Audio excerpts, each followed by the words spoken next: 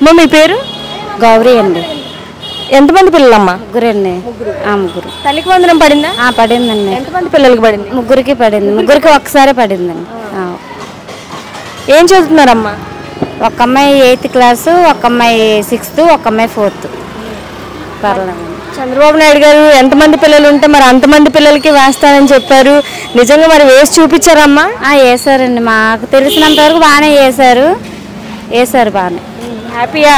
Happy అండి. ఏం చెప్తారమ్మా మరి చంద్రబాబు నాయుడు గారికి? చెప్తామండి, అనుకున్న మాట ఇంకా వేసారు కదా, ఇంకేముంది. బాగా నిలబెట్టుకున్నాం. ఇప్పుడు 15 సంవత్సరాలు, అదే 18 సంవత్సరాల వాళ్ళకి కూడా 1500 చొప్పున అది కూడా వేస్తాను అంటున్నారు.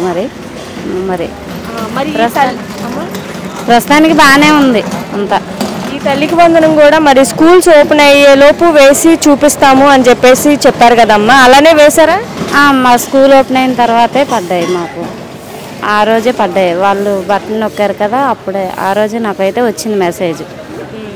బాగానే ఉందండి. అమ్మ మరి మన రాష్ట్రం ఇన్ని అప్పుల్లో ఉన్నా సరే మరి చంద్రబాబు నాయుడు గారు మేనిఫెస్టోలో ఇస్తా అన్న ప్రతి పథకం కూడా మరి ఆయన ఒకటొకటిగా చేసుకుంటూ వస్తున్నారు కదమ్మా, ఎలా అనిపిస్తుంది? బాగానే ఉందండి. ఆయన అనుకున్న మాట నెరవేరుస్తున్నారు. ఒకటి పర్లేదు. దానికి వచ్చి వరదలు ఒకటి వచ్చాయి కదా, ఆయనకి కొద్దిగా ఇదయ్యి ఉంటుంది బాగా.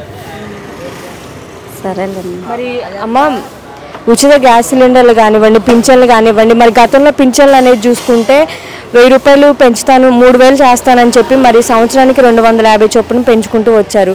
మరి చంద్రబాబు నాయుడు గారు 4000 ఇస్తానని చెప్పి అమాంతం 1000 రూపాయలు పెంచి ఇవ్వడం అనేది, ప్రతి నెల ఇవ్వడం అనేది జరుగుతుంది కదమ్మా. సో ఎలా అనిపించింది?